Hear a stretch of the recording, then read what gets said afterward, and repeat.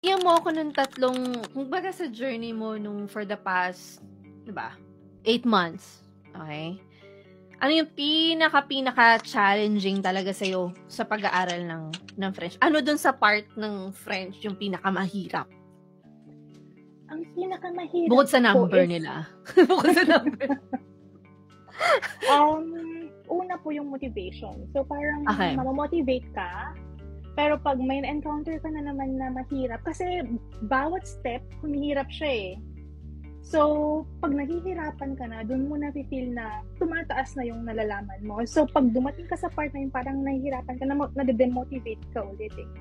So, parang kailangan mo ulit ibalik yung motivation mo na kailangan mo 'tong gawin or masaya ako dito at least, 'di ba? Isa po yun na mga challenges. Tsaka after na nung parang feel ko na kaya ko na 'to, alam ko na 'to, A1, B1, kaya ko na 'to, let's review for the exam. So, nag-start na ako mag-review ng exam. Unang dinig ko pa lang, parang, oh my God, nag-aral ba ako o hindi? So, parang that time, bumaba na naman yung confidence level ko. But then, ginagawa ko pa rin siya every day. Nakikinig ako, sinusulat ko, pinapakinggan ko, sinusulat ko. So, yun, naging habit siya hanggang sa narating ko yung B2 level. Sa speaking.